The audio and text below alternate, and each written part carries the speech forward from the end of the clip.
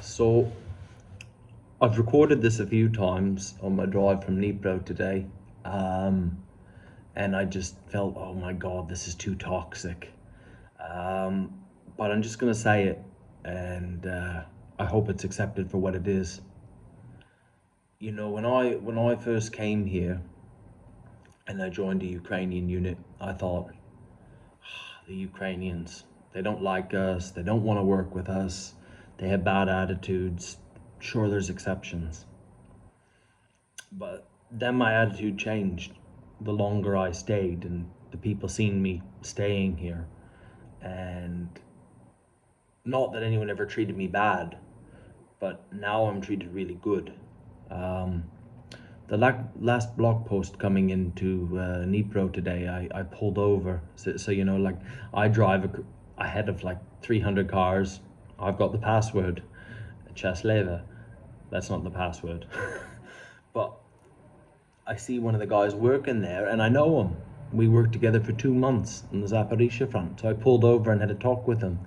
Um, that's, more and more things like that are happening.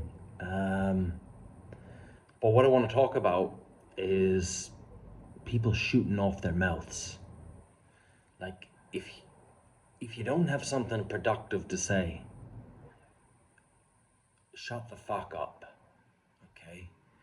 Um, Now, I've got to be careful how I say this. No, I just got to say it.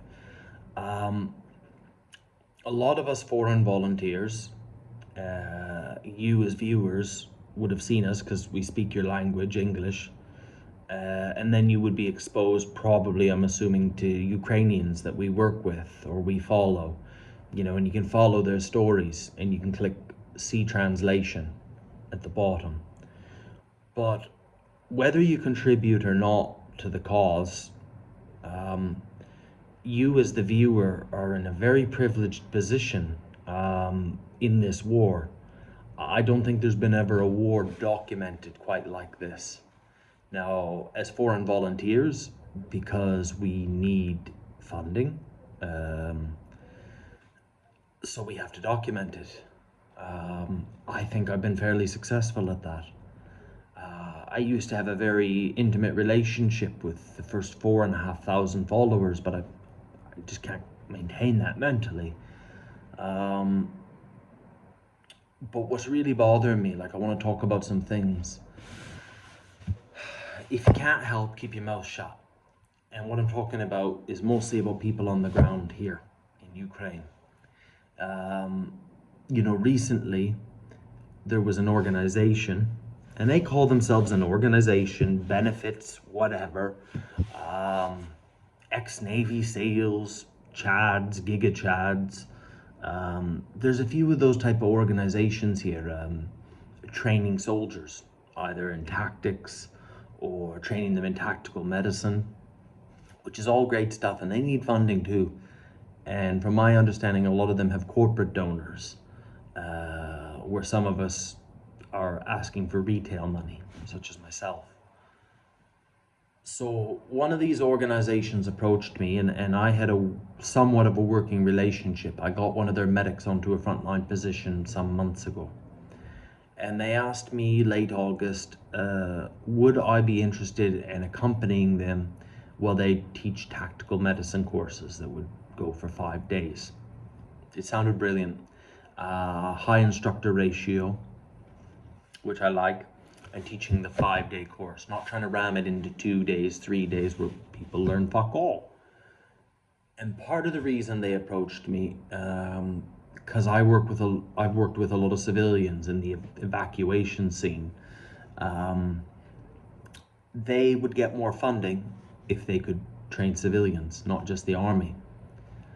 So I suggested, why don't you train Ukrainian volunteers, official volunteers, Ukrainian army volunteers, civilians who volunteer with the army, or volunteers that volunteer with civilian organizations. And these are frontline workers.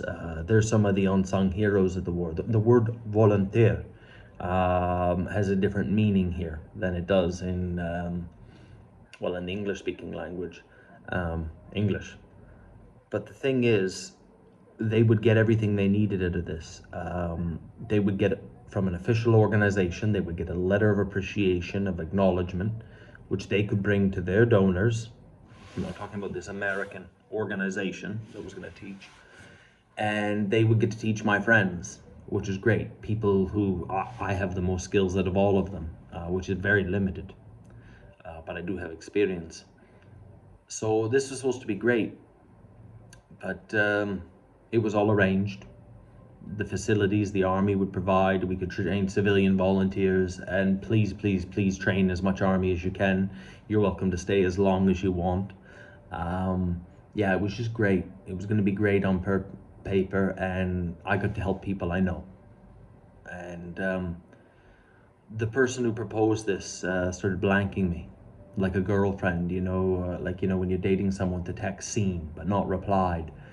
And when they did get in contact with me, they were actually in Poland.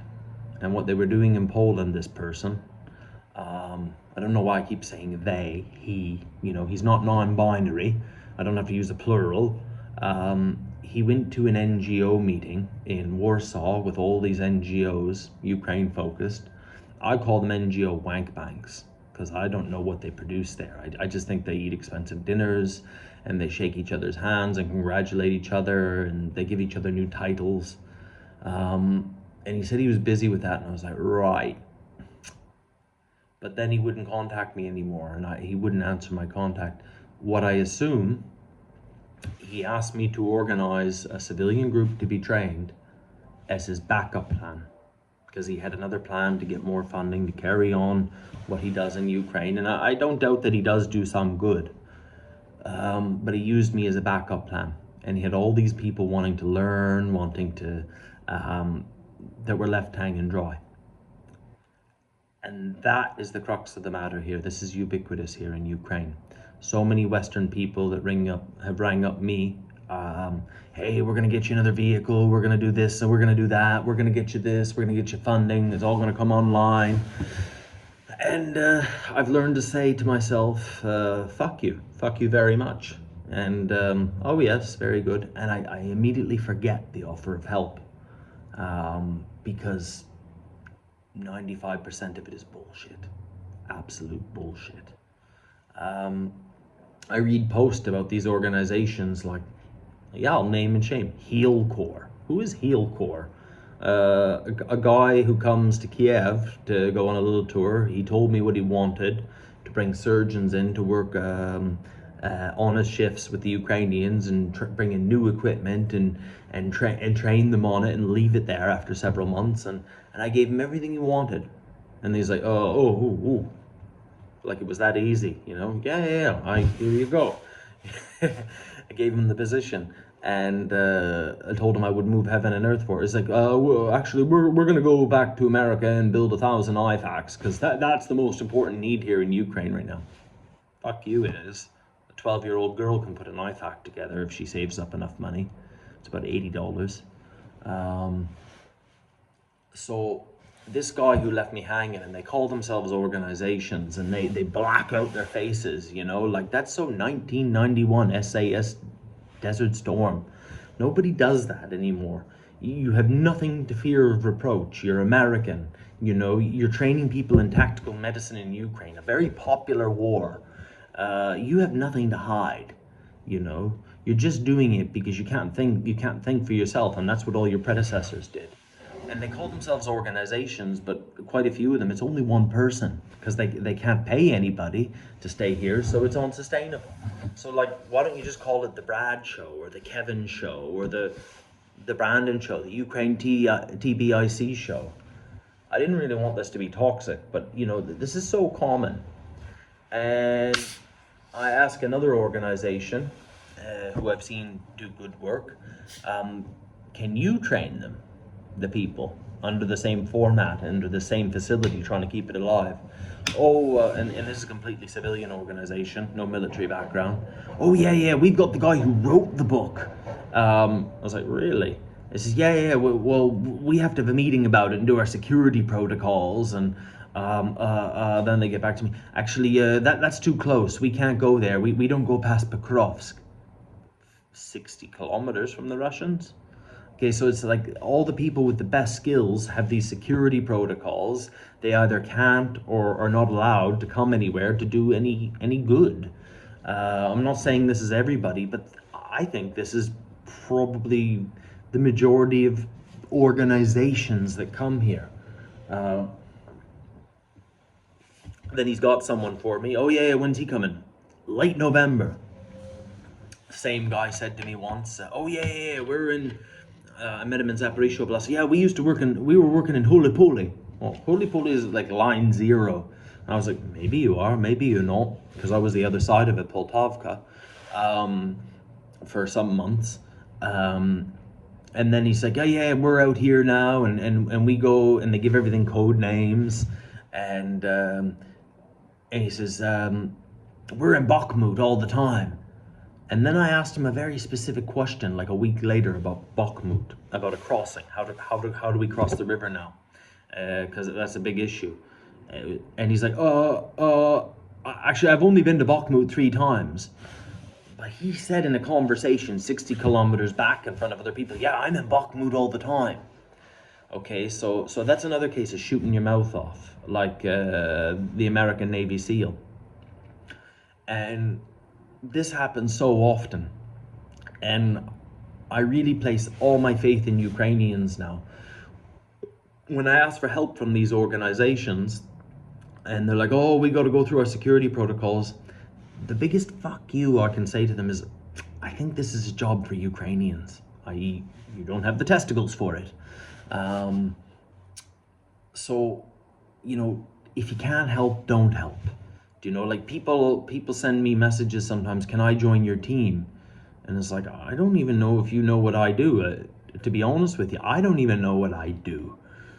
I'm not joking. I just do the best I can, and I have permission, I have the mandate, and I have the authority to do that, because I did some things that were quote unquote heroic, and I accounted for myself well. So instead of being a renegade now, I've got the paperwork, which is quite ironic because sometimes I'm helping Ukrainians as a foreigner to go places they can't go. But yeah, then you get the ones online. You get a guy from Sweden who wants to help me with this, and oh yeah, and I've learned to discard it. Oh yeah, you're amazing. And he says, go meet my friend in Lviv, and he emails me a list of tactical medical supplies, of armor, of helmets that they've got. And if it's what they say it is, about 60% of it is 20 to 30% cheaper than you can buy it anywhere. $50 tourniquet, $50 tourniquet sells for $30, taxes in. So I go, when I'm in Lviv, I've only ever been there twice, I go to see this guy. Thank God I didn't pay him in advance for the list I wrote that I wanted. I wait for 4 hours like a jerk off, and the guy never shows up. I can't wait. Right, he's like, my guy was supposed to meet you there. Yeah, whatever, John from Sweden, your friend did not meet me there. And they always want to tell you where they are in their stories. Like the other guy, they tell you superfluous information. Oh yeah, I'm running to Mykolaiv. I go to Mykolaiv all the time. It's like, what does that have to do with us meeting in Lviv? Do you know what I mean? It's like, I've got a 4.5-inch penis, but like, how is that relevant to us meeting in Lviv? Okay, so maybe he goes to Mykolaiv. I don't know. I've never been there. The second one, this John from Sweden contacts me again. Oh, your generators, I got this great thing. This woman from Slovenia is buying 500 of them. Here's all her bank details. Here's proof of it. But you got to pay in advance for them so she knows that you actually really want them. I said, well, I'm sorry, I can't do that because this isn't not my money. This is like donors' money. Like, this is a 1,400 hryvnia hotel. It would be, $100 in the real world. It's like $35. I've stayed here many times. I quite like it. I can smoke out the window. You know, that's your money, but not for 5 generators. So don't waste my time. then he asked me to share something on Instagram because I do get a lot of donations. And I said, no, I'm not going to share that for that person.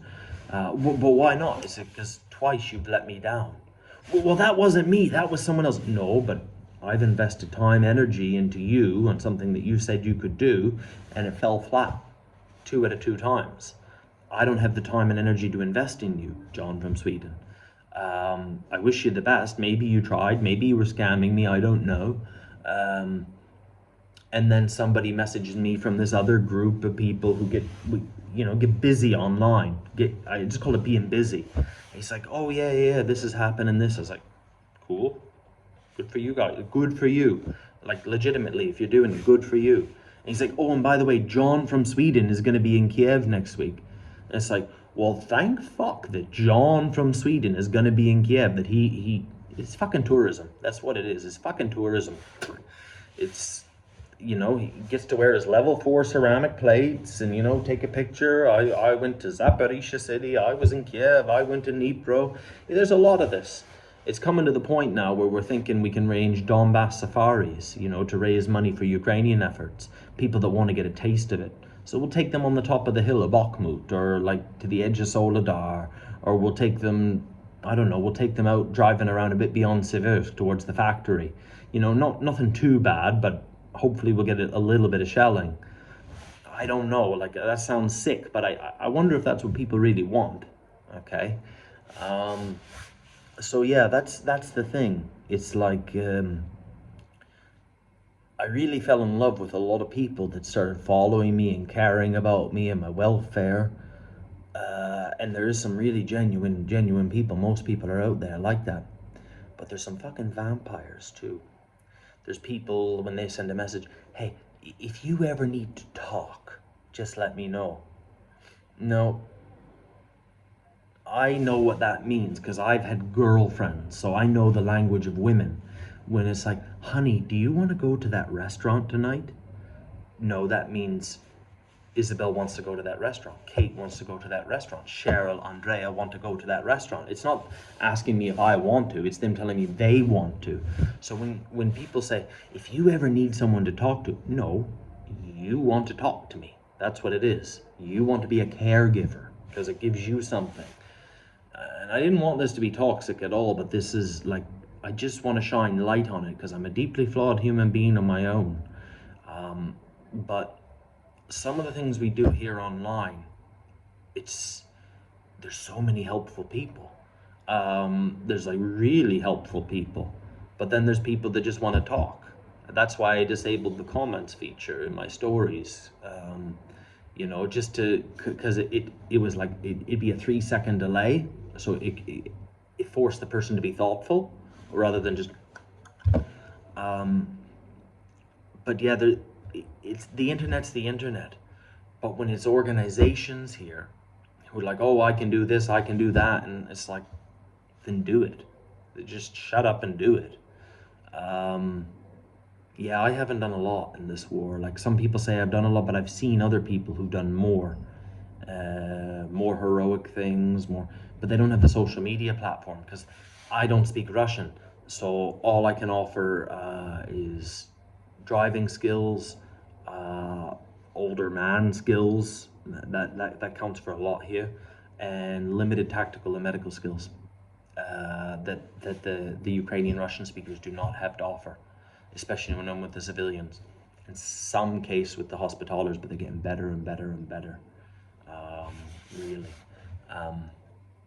So we'll have more generators coming soon.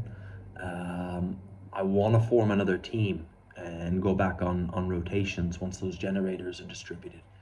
I want to get that training online with the army in that town outside of Bakhmut, somewhere outside of there where the facilities are still open to us. But it's going to be Ukrainians. It's going to be hospitalers doing the training. It's going to be Ukrainians taking care of Ukrainians, because less and less am I having faith in the foreign efforts. I'm not saying nothing gets done, but it's like sooner or later they just let you down. It's like because they're here for a rotation for 2 months, for 3 months. And I have deep flaws in my own soul, but I'm not here for a rotation. I'm here till Moscow. I don't think I want to stay here the rest of my life. Um, but yeah, I'm here till victory or death. And yeah, so there's a lot of that online, and there's a lot of that here. But there's really good people too, like just for example, my friend Oleg today. I cleaned out some trenches east of Le Mans, and I collected a lot of Russian uniforms. I brought those here to Dnipro. Oleg will collect them. Oleg's raised over $300,000. He's only 24 years old, through organizations in America that donate clothing to Ukrainian soldiers, boots, winter kit.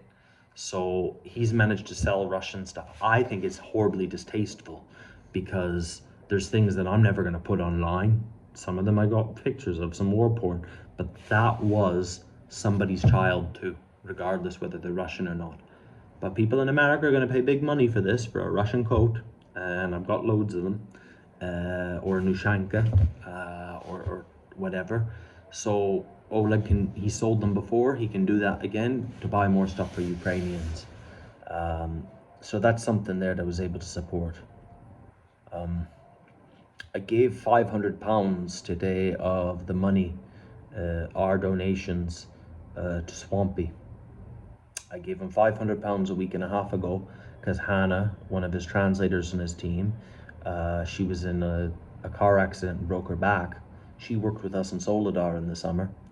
And see, if anything happens to me, I go to an army hospital. It's all covered. She's a civilian. Yeah, so they raised not only £5,000 for her, they raised over £6,500, I believe, for Hannah. And I don't think that will ever be enough. So anyone who listens here, if I'm giving Swampy money because my account right now is quite healthy. I don't have an active fundraiser going because we paid for everything, and I've got enough to pay for a few more mishaps. I'm trying to get the Starlink fixed for the Hospitaller team. We bought them tires this week. I'm morally compelled to give the money away. And I can keep chain smoking and coffee. Those are my vices. I don't eat much and staying in $35 a night hotels when I go to Dnipro. But yeah, we have to keep doing that. So I would encourage anybody that watched this, like right now, she rolled Swampy's Land Rover. So he started another fundraiser to try to get a new vehicle. I would say his work, not my work, not Oleg's work, lots of people here. Swampy's work with EOD, with explosives and ordnance, is the most sustainable work in Ukraine, because that will go on for years and years. He could stay here till he's dead, and not every mine's going to be gone from Ukraine. But he does the work. He's trained people to do the work. He's trained the trainers. And I am a victim of Russian mines myself. My tympanic membrane went. I've got brain damage, supposedly. I wasn't that smart anyway. So I'll support him. I'll support others. What I won't support is someone I don't know. To close off, I got a message from a woman from Sweden yesterday. This is my biggest pet peeve. I worked my ass off to learn to speak Swedish, and I'm an English speaker, and it's kind of a useless language because they all speak English, and I speak fairly well, but she responds to me in English. Every fucking Swede, especially Stockholm. Fuck you. But the thing is, she was asking me, that was a personal indulgence, Brandon, can you support these people with Starlink and a generator? And I think to myself right away, well, who are they? And she's like, oh, they're medics. They're on the front line every day. And I'm thinking to myself, no, they're not. Nobody's on the front line every day. We have rotations. And she's like, and their vehicles were blowing up and they're risking their lives for everybody every day. And yeah, they probably do that, but they do it on their rotation. Like, I'm not being emotional about it. I'm just trying to discern facts. And she says, where are they? And she didn't answer that. But she didn't ask me what to do either. Do I give them money? Do I share their story? And she said, well, I raise money for generators for medical stabilization points. not for individuals. I bought generators for individuals, but those are my friends, okay, people I know, and I know a lot of people. Um, and I said, you know, they could go through their chain of command and they could probably get a generator. It would take them, but they need it now. Well, okay, everybody needs a generator right now, but not everyone's getting one. Um, and then I said to her, I says, you realize I'm a volunteer, right? And do you realize that when they work on the front line, they make $3,000 a month? And she's like, oh no, they make nowhere near that money. I was like, bitch, I'm fucking telling you what they make, because they make $1,000 in Lviv, $1,000 in Kiev. If you're in a dangerous oblast, so if you're in Donetsk, maybe make 1,500 or 1,800. But if you're in harm's way, I don't know how that's determined. Maybe it's Kramatorsk, maybe it's Bakhmut, maybe it's a calm day in Bakhmut. But they're getting $3,000 a month. So I said to her, you know, like, if people wanted to help themselves, they would. 3, 4 of them would put money out of their paychecks. Now, I know they got families in Germany and Sweden. They're all over. The EU is taking care of their families right now, but they go to send money home to those families in whatever country, or they're here in Ukraine. But they never had that money before in their lives. So that already they're dealing with a surplus. If they really want to help themselves, they could do it. But anybody here who's ever done anything in their life knows that most people don't do anything with their life.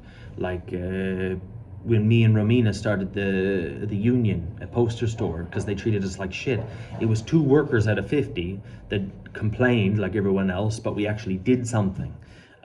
Been self-employed my whole life. You have to get up and do something. So when we do this generator thing, I don't get resentful about that, because I know that's human nature, okay? But those generators are for stabilization points, so when somebody goes, the outcome's going to be a lot better, because I've worked on them. So that's what we're doing, you know? But that's a rant for 27 minutes. I don't know if anybody's going to listen to this to the end. But it's like some days I feel like I'm suffocating, because it's like, I know I fuck up, but please God, if you believe anything, my intention is true. But some of these things, some of these people are doing, these little lies they're telling to sound big in the bar, or using me as a backup plan. Well, Ukrainians are dependent on that. That's not good intentions. So intent, intent, intent. I can suffer a fool with good intentions all day long. Most of the day. And I don't suffer fools lightly. Thanks for listening, for those of you who did.